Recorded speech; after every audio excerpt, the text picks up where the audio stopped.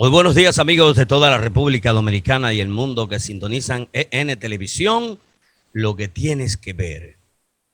Ya iniciamos su espacio de geopolítica una vez más. Hoy es, como todos saben, 26 de octubre del 2021. Faltan 66 días y disminuyendo para que llegue el año 2022. El santoral de hoy es Santos Evaristo y Luciano. Hoy es fiesta nacional de Asturias. Asturias. Hay varios días festivos, como en todas partes del mundo.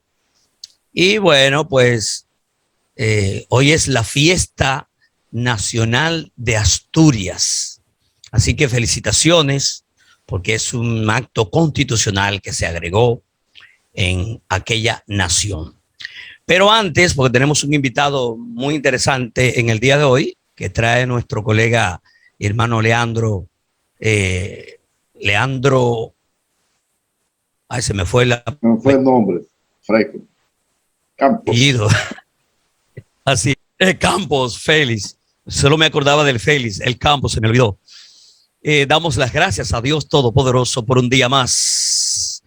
Y también damos las gracias a Nelson Encarnación por la oportunidad que nos brinda de conducir y producir este espacio de geopolítica.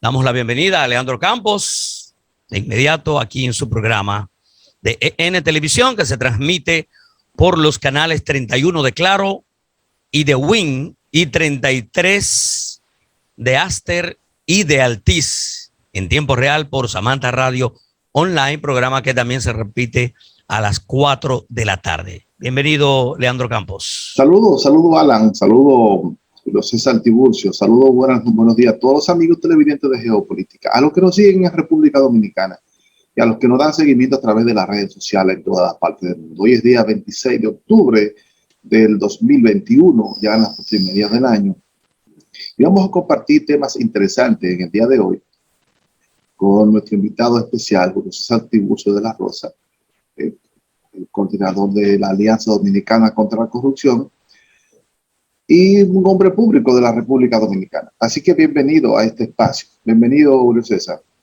Gracias, buenos días. Un placer de poder compartir en esta mañana con ustedes. A la orden. Sí, y mira, entro de inmediato. Tú has sido un hombre ligado a la lucha contra la corrupción y en estos días ha estado en debate unas declaraciones importantes. ¿La República Dominicana se hartó de la corrupción o se hartó de bienestar? Bueno, eso nosotros lo atribuimos pues, evidentemente a lo que son manifestaciones de tipo político que generalmente nos tienen acostumbrados a que los dirigentes políticos al momento de emitir un discurso pues apelan a recursos que evidentemente dirigidos a sus seguidores, naturalmente que ya hoy día pues no se limita a lo que puede ser un discurso interno a seguidores de su partido, a miembros de su partido, sino que ya por el carácter que tiene la comunicación, pues evidentemente se convierte en una noticia general. Lo que antes se quedaba en un local, pues evidentemente era de consumo propiamente de los que participaban de ese evento, pero ya hoy día no. Y yo lo interpreto que evidentemente fue dirigido a lo que son sus seguidores y en esta oportunidad, pues, en correspondencia con ese discurso, pues lo hizo. Pero eso es una manifestación de tipo política que a nosotros particularmente no nos merece ningún tipo de comparación a lo que es el tema de la corrupción, que ha sido un tema latente. La República Dominicana ha padecido, al igual que otras naciones, de este mal, del cual no es una novedad en la República, porque desde que somos república, pues hemos venido navegando en este mal, que es en este mar infinito de la corrupción, que ya se ha convertido en una problemática global y que hay que hacer esfuerzos tendentes a que se pueda aminorar los efectos de la corrupción, que no solamente está en el sector público, que es la más evidente, evidentemente, que valga la redundancia, sino que también en el sector privado y en todas las actuaciones donde participa el hombre, que a diferencia de los países desarrollados, sobre todo esos países como Estados Unidos, que dicho sea de paso, la consecuencia a aquellos que osan cometer errores con los recursos del Estado, pues reciben sanción, al igual que en China y los países ya nórdicos que por un asunto cultural, pues tienen un apego a la ética en la administración y podemos ver como una persona por un error en pasar una tarjeta que pertenece a la entidad a la que dirige y que tiene una tarjeta de presentación, por el mal uso de manera inmediata, pues presenta una dimisión. Aquí eso pues no lo vemos. Pero es una situación que realmente debemos seguir haciendo el esfuerzo tendente a reducir los efectos de la manifestación de la corrupción en la República Dominicana. Mira, Tiburcio, antes de continuar, permítame saludarte.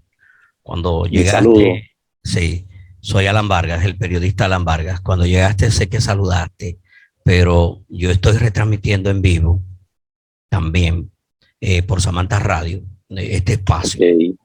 Muy bien, muy bien. Entonces no te pude interactuar en ese instante porque quizás se podía extender la conversación y el saludo. Pero recibe mis saludos y mis afectos. Igual, recíproco. Mira, siempre se ha hablado de la corrupción en el país. Siempre hemos tenido una especie de culturización como que es endémico de la República Dominicana. ¿Es la corrupción administrativa algo endémico o es cultural en su base fundamental? Bueno, yo creo que el elemento cultural, pues, evidentemente que ejerce una gran influencia. Y esto a partir de que una persona milita o ingresa a un partido como militante, pues no lo hace por lo que se pudiera lograr en términos cognitivos desde una posición partidaria que conduzca a un estamento de poder y que lo hace en principio como un desarrollo o una conquista individual. La política, que es el medio a partir de la que se ponen en práctica pues las diferentes acciones del gobierno a partir de esa oportunidad de manejar un presupuesto que pueda dirigirse a la colectividad. Pues, ¿qué ocurre? Que ya la persona dice, déjame ingresar a un partido que tiene vocación de poder y de esta forma entonces poder llegar a una posición y yo resolver mis problemas. Entonces creo que se ha convertido en una práctica influenciada por lo cultural. Lo endémico, bueno, algunos lo asocian a nuestra descendencia. Sabemos cómo nosotros pues iniciamos ya como sociedad organizada a partir de la llegada de los españoles y la presencia de los españoles en todas las etapas de la formación de la República. Tuvimos bajo su reinado y posteriormente fueron los españoles que organizaron originalmente el Estado y evidentemente que esa misma condición que los trajo hacia esta tierra, pues es un componente sin dudas en donde el robo, la corrupción, el desorden, pues imperaba porque se hizo lo que nosotros conocemos como una especie de garata con puño. Se trajo recordamos de muchacho. Se trajo la corrupción a la isla en aquella época cuando Colón vino a estas tierras y trajo delincuentes y una serie de de personas que estaban en las cárceles en España? Eso pudiera corroborarlo pues un profesional de la sociología que puede perfectamente hacer pues estas comparaciones. Particularmente yo entiendo que eso tuvo de influencia si tomamos como referencia lo que fue la presencia de otros nacionales en otros estados, en otras tierras. Pues evidentemente que la forma como vinieron y lo que aplicaron aquí, pues de una forma u otra, pues se puso de manifiesto a lo que somos hoy.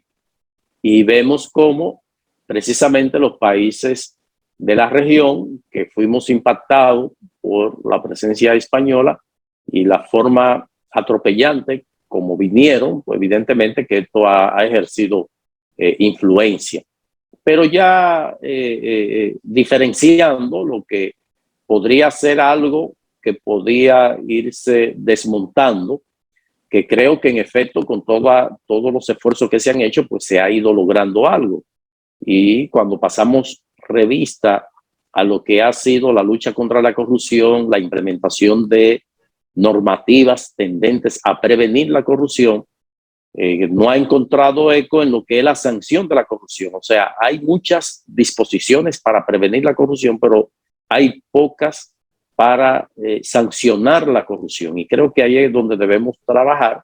Y por eso todas estas expresiones de fin de la impunidad, de castigo a los corruptos, de cárcel a los corruptos, pues ha despertado un clamor en la población para que finalmente se pase de la prevención a la acción, a la persecución y sobre todo tener resultados exhibibles de que los que han cometido actos de corrupción finalmente han sido juzgados y condenados, y que envíe el mensaje para prevenir la corrupción, porque también es parte de la naturaleza de la ley. La ley no solamente sanciona, sino que previene, y es por lo que nosotros nos detenemos en un semáforo en rojo y por lo que a veces ante una agresión nosotros nos abstenemos de responder en la misma medida, es porque sabemos que hay una norma que castiga cualquier acto contrario a la misma que nosotros podamos cometer. Y ahí es el papel preventivo. Entonces, si los funcionarios vieran que quien le antecedió por la comisión de irregularidades por actos de corrupción ha recibido una condena de 20, 30 años, pues se va a abstener de replicar las acciones por las cuales fue condenado su antecesor, o al vecino, al amigo, al compañero. Entonces yo creo que en esa dirección es que debemos dirigir todos los esfuerzos. Hablando de eso, ¿cuál es tu evaluación sobre la condena en primera instancia a los implicados, a dos nada más de ellos, en el caso Odebrecht? Y segundo, ahí mismo, sobre las informaciones de los famosos codinomes, que República Dominicana, yo creo que es el único país que no ha podido decir quiénes son esos involucrados que recibieron soborno de parte de Odebrecht. Mira, cuando empezó este caso, y no podemos hablar de condena a Odebrecht porque finalmente no hubo condena por el caso Odebrecht, los imputados, pues descargados, así lo reafirman, porque no se le pudo demostrar que habían sido parte de este entramado, y que los dos condenados fue uno en el caso del exfuncionario por la omisión en su declaración jurada de patrimonio de su patrimonio y por un incremento no justificado. Lo mismo ocurrió con el empresario, lo que significa que fue por algo que no guarda relación con el caso Odebrecht, porque no se demostró que hubo sobornos ni sobornado. Es un absurdo totalmente esta decisión, porque o debió incluirse a todos finalmente, de reunirse las pruebas, al no presentarse las pruebas, recibir todo la misma sanción. Por lo que fueron condenados el empresario y el ex funcionario, pues serían centenares los que pudieran estar procesados por esa misma situación. Sí. Omisión de declaración jurada de patrimonio e incremento de su patrimonio sin ninguna justificación. O sea, si hay centenares de ex funcionarios públicos que han incurrido en esa misma práctica y también de empresarios. Aquí hay un sinnúmero de empresarios que tienen estas mismas características. Entonces, este caso, que en principio nosotros respaldamos la negociación a partir de que los casos de corrupción, de lavado de activos, de narcotráfico, solamente se puede llegar a un resultado satisfactorio cuando se hacen negociaciones sobre la figura de la delación premiada que lo emplea Estados Unidos. Y lo mismo ocurrió en Brasil y en Perú y Colombia con este caso. Pues esa negociación que finalmente hicieron el Ministerio Público y la empresa, en este caso, pues acusada, perseguida, pues finalmente no se materializó la entrega de las informaciones que pudieran ¿O no la buscó el Ministerio Público? ¿Perdón? ¿O no la buscó el Ministerio Público la información? Evidentemente, porque el Ministerio Público debió exigir que lo que habían pactado pues se cumpliera. Y ya en este caso son pocas las esperanzas de que se pueda revertir lo que ha recorrido. Ya en Perú hay gran parte de todas estas empresas, pues sus representantes que fueron condenados, pues ya están en las calles, están las empresas activas. Aquí se habla de un Odebrecht 2.0, eso para mí es una ficción. Ya lo que se pudo haber logrado, se perdió esa gran oportunidad, porque el caso, pues evidentemente que se inicia mal. Primeramente, investigación por la ausencia de la función del rol de las organizaciones o de los órganos de control, al no realizar una sola auditoría de las obras que se había en principio denunciado sobre evaluación. Esto no se pudo determinar. Entonces, si no hay una auditoría que determine que una obra fue sobrevaluada, y sobre todo ya con el paso del tiempo, pues poco lo que se pueda lograr. Ahora, si la Cámara de Cuentas hubiese estado conforme se iba ejecutando cada una de estas obras, pues se hubiese podido alcanzar de manera efectiva pues una condena que pudiera ser exhibida. Entonces, el tema de la corrupción, pues evidentemente que adolece de eso, y es la falta de respaldo por parte de los órganos que están llamados primero a tener el control previo, como la Contraloría, y segundo, el control de la Cámara de Cuentas. Si no ejecutamos las auditorías al gasto conforme lo establece la Constitución y la Ley 1004 de Cámara de Cuentas, pues no puede el Ministerio Público, no obstante, poder hacerse valer de cualquier otra evidencia que pueda tener. Pero también tenemos la falta de recursos del Ministerio Público. Vemos cómo el Ministerio Público tiene varios casos abiertos y que hace en que los imputados pues reciban como medida de coerción la prisión preventiva, como si esto se tratara de la respuesta de demanda de cese de la impunidad en la República Dominicana. O sea, no se hace el esfuerzo de construir casos que cuando se vayan a presentar ante la justicia se pueda recibir una condena más allá de la prisión que le aplican como medida de coerción, porque es lo que hace énfasis el Ministerio Público.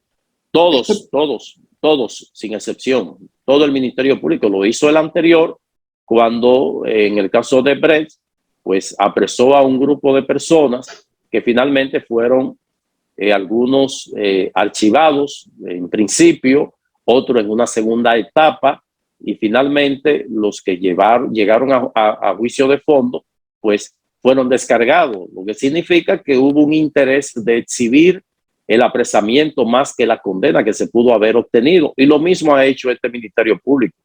Vemos cómo se hace inclusive anuncio previo de que serán allanados, serán apresados algunos exfuncionarios, y vemos que se airea pues un expediente que la población lo recibe como el expediente más compacto, pero cuando se va al laboratorio a dilucidar esto a un juicio de fondo, vemos cómo se va disminuyendo. Miren que los testigos que se trajeron para el caso de Brecht, pues algunos, como lo dijo la magistrada Miriam Germán Brito, hoy Procuradora General de la República, en la apelación que conoció la Sala Penal de la Suprema Corte de Justicia, y que ella formaba parte de ella, decía de que había imprecisiones, de que yo creo, yo escuché y todo ese tipo de cosas, y se puso de manifiesto en el juicio de fondo. Entonces así no se construye un caso. Y si usted no tiene los suficientes elementos como para construir un caso contundente, pues no solicite prisión preventiva y tómese su tiempo, porque tiene menor presión para realizar su investigación. Entonces yo creo que eso le hace más mal que bien a la lucha contra la corrupción. Doctor, necesitamos con su anuencia solicitarles una pausa, porque vamos a publicidad. Cuando regresemos, seguimos ampliando de este tan interesante tema que usted está exponiendo en esta mañana de geopolítica. Vamos con Néstor Duval a los estudios y regresamos en breve.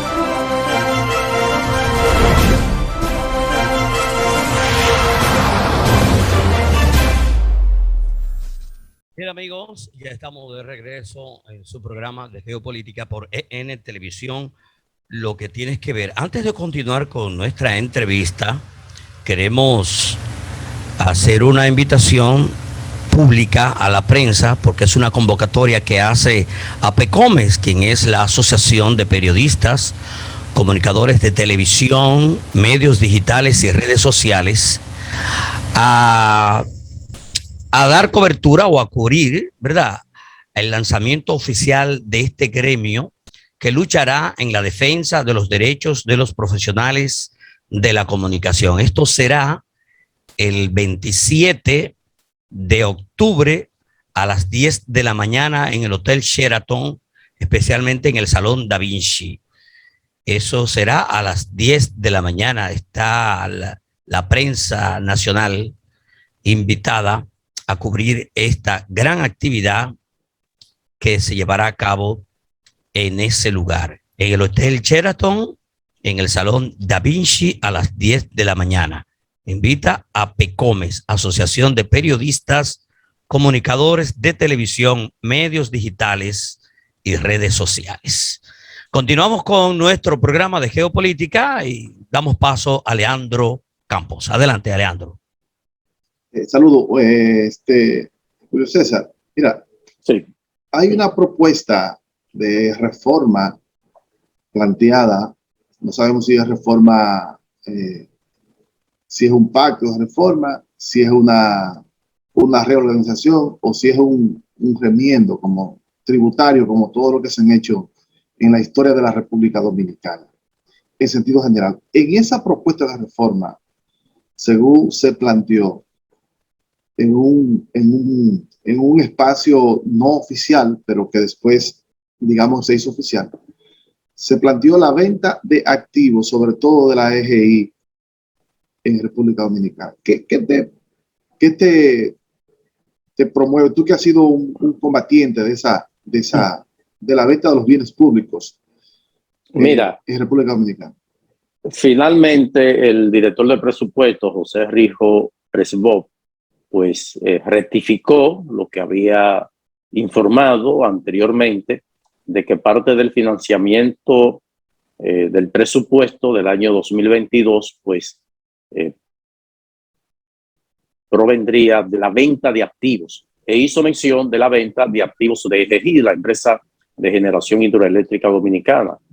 Un absurdo, porque esta no es una empresa formalmente comercial, como sí lo son Jaina, Itabo, que fueron empresas originalmente del Estado Dominicano y que pasaron al proceso de la capitalización de la empresa pública, en la que el Estado se quedó con unas acciones que comparte conjuntamente con el sector privado.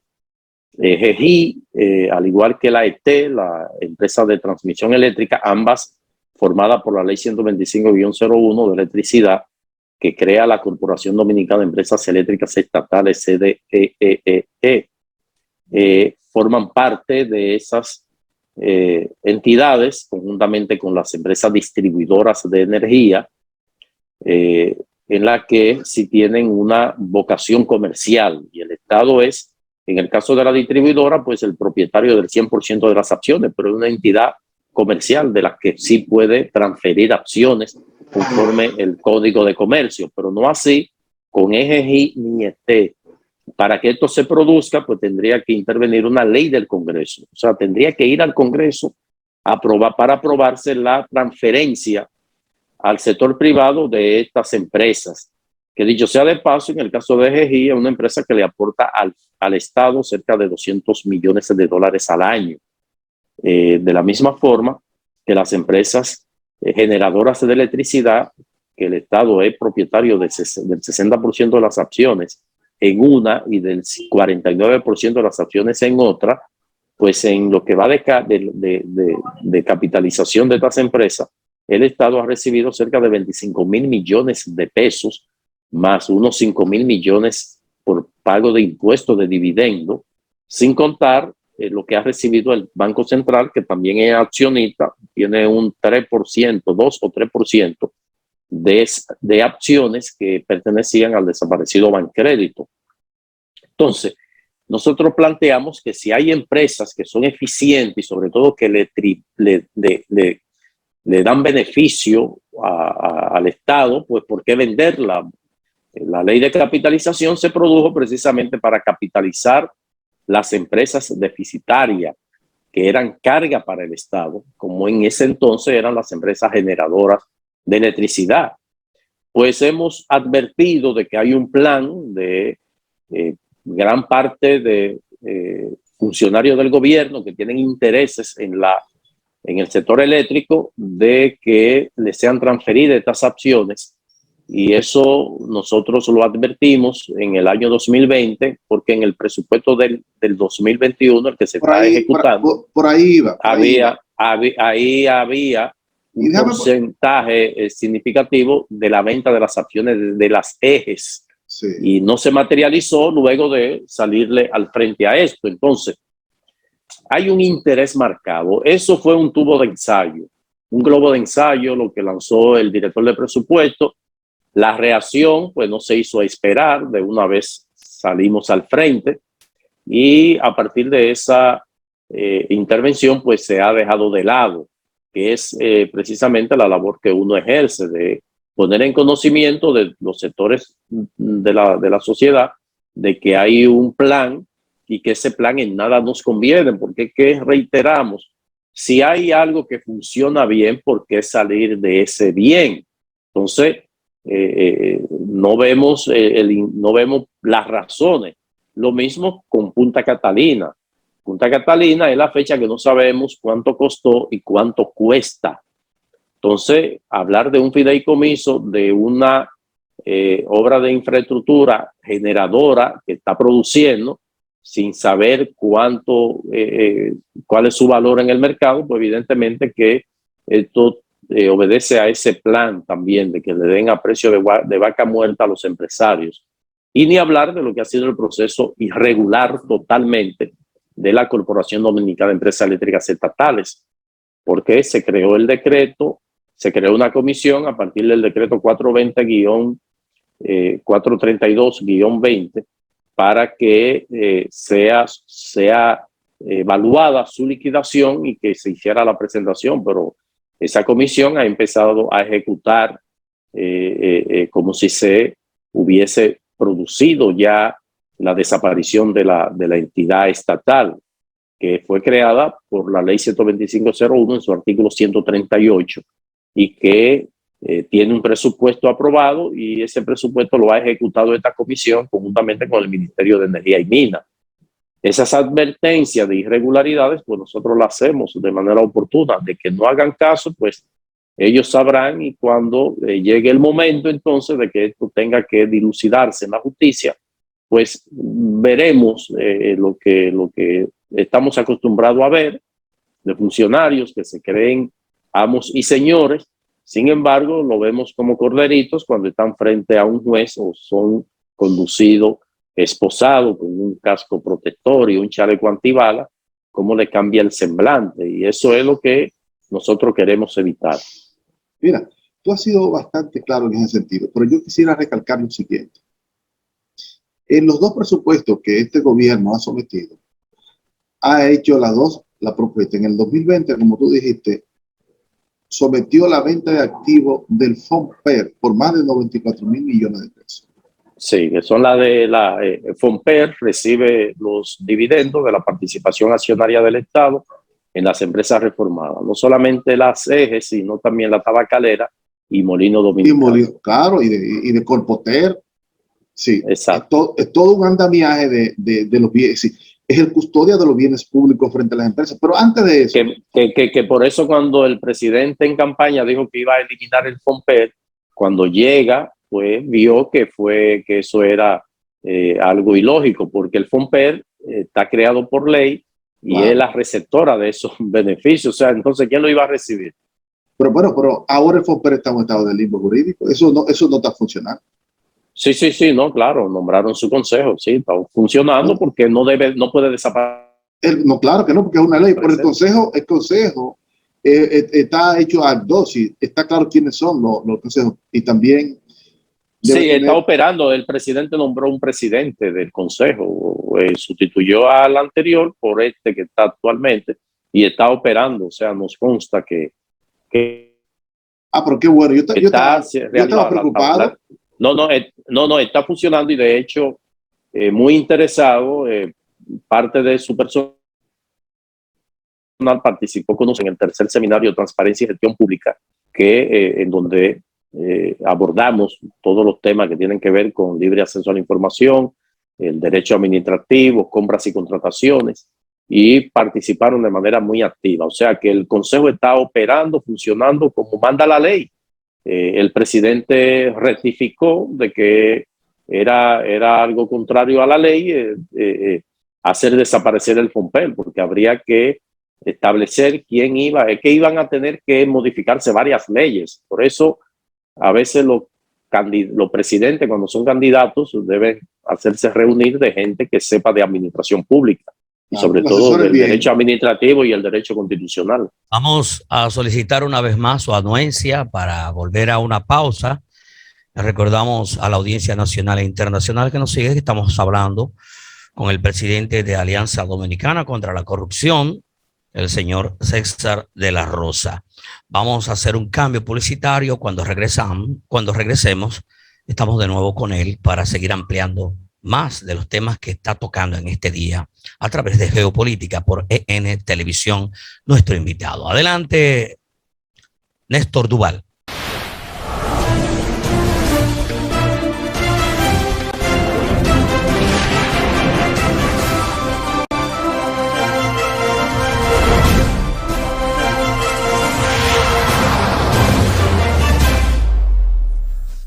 Bien, regresamos aquí a Geopolítica en este día que contamos a 26 de octubre del 2021 y estamos conversando con Julio César de la Rosa Tiburcio. Julio César, yo te decía fuera de cámara que ustedes en el término de los abogados plantean que el crimen, la intención se castiga como el crimen mismo. Entonces yo logro ver que en este gobierno, desgraciadamente, hay una intención 2 años consecutivos y proponen en el presupuesto vender activos de instituciones que son rentables para el Estado. En el fondo, ¿qué es lo que tú crees que busca con esta parte? Bueno, en el caso de la figura jurídica de que la tentativa se castiga como el crimen mismo, una figura del derecho penal, pues evidentemente que en este caso los políticos que antes o los empresarios que antes apoyaban a los políticos para que le dieran algunas facilidades, pues ya hoy día lo que hacen es requerir que lo lleven al gobierno, o sea, ser ministros. Entonces, lamentablemente, empresarios, socios del Estado en el sector eléctrico, pues han tenido la bendición de ser ministros. O son varios los ministros que representan intereses, inclusive en los órganos reguladores, como la Superintendencia de Electricidad, para citar un caso, la Comisión de Energía. Pues hay un interés marcado y esto, por más que rectifiquen, no va a desaparecer. Y es que quieren los empresarios quedarse con el 100% de las acciones de las empresas en el caso de la generación eléctrica, porque no le interesa la participación accionaria o participar como socio del Estado en las empresas distribuidoras, porque las empresas distribuidoras, por el componente de los sectores carenciados y sobre todo por una parte significativa de la clientela, pues el propio Estado, de los hospitales, las escuelas o las oficinas públicas, pues esto lo coloca en una situación no atractiva a las empresas de distribución eléctrica. Y por eso ellos no plantean que le vendan eso, no, eso que lo maneja el Estado. Ahora, esas empresas generadoras de electricidad, conjuntamente con Punta Catalina, ese es el pastel que ellos quieren. Y están haciendo cuanto esfuerzo sea necesario para que eso se produzca. Ya hay un fideicomiso que pudo perfectamente, ese fideicomiso, manejarse como el fideicomiso de RD Vial, que lo maneja Hacienda y el Banco de Reserva. Entonces vemos cómo este fideicomiso de Punta Catalina no aparecen estas entidades que, dicho sea de paso, el Ministerio de Hacienda está operando como tal, que no había necesidad de que se creara un fideicomiso aparte. Ahora, una comisión técnica que opere, que administre la planta, eso sí se entiende, porque Hacienda no es experta en operación de planta, debe buscarlo, pero sí pueden formar parte de ese fideicomiso porque recibe unos 15 millones de dólares mensuales, o sea, unos 180 millones de dólares al año está recibiendo Hacienda. Entonces puede perfectamente ese fideicomiso ser hecho o justificarse legalmente con Hacienda, que actualmente recibe los recursos, administra lo que genera Punta Catalina. Entonces, hay una situación que no puede negarse y es el interés de empresarios que están en el gobierno al mismo tiempo de quedarse con la totalidad de las acciones de las generadoras. No así con las otras, por ejemplo, Molino y la Tabacalera, pues no se hace mención, al igual que Corpotel. Entonces yo creo que debe transparentarse el accionar del gobierno en lo que es la procedencia del financiamiento del presupuesto. Se habla de una reforma fiscal, pero no es más que un parche fiscal, porque hablar de una reforma fiscal tendría que plantearse cuál sería el beneficio para la clase media que carga con gran parte del pago de los impuestos o la clase más baja que va a recibir los golpes que le van a dar directamente a la clase media. Esta clase media compuesta por comerciantes, emprendedores, suplidores de productos de primera necesidad, pues evidentemente que tendrán que poner o cargarle el costo a los consumidores y que aquellos que sí administran grandes, que son poseedores de grandes bienes y de tenencia de un patrimonio proveniente de sus actividades comerciales ligadas al Estado, pues son los que menos van a sufrir. Entonces, por eso hablamos de un parche fiscal, donde se orienta hacia lo que son los usos cotidianos de la clase media. Compra por internet, utilización del streaming, ya se está hablando nuevamente de grabar esto.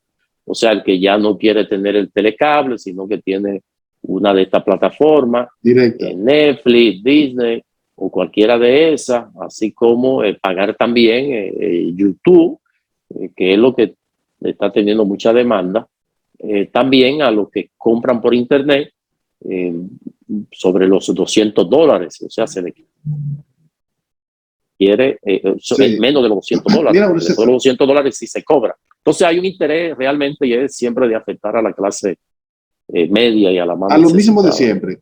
Mira, el Congreso, el Senado de la República ha hecho una propuesta en el día de ayer justamente, y es de eliminar todas las exenciones que se dan, que son más de 300.000 millones de pesos, a distintas instituciones privadas, sobre todo los que más tienen, son los que más exenciones reciben.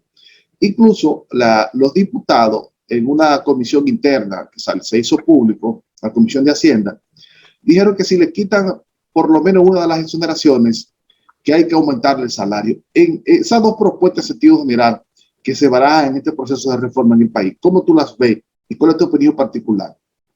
Bueno, la del Senado fue una salida política, como los principales críticos de los beneficios que estos reciben son los empresarios, pues ellos han planteado, bueno, no tenemos problema en ceder estas exenciones que tenemos, estas facilidades, pero también deben cesar las que les dan a ustedes. Eso creo que debe sincerizarse, porque hay sectores que reciben exenciones que evidentemente, como resultado de leyes especiales, está el caso de las empresas de zona franca instaladas en la zona fronteriza que se benefician de la ley de incentivo fronterizo, pues esas son exenciones que deberían evaluarse si se van a desmontar.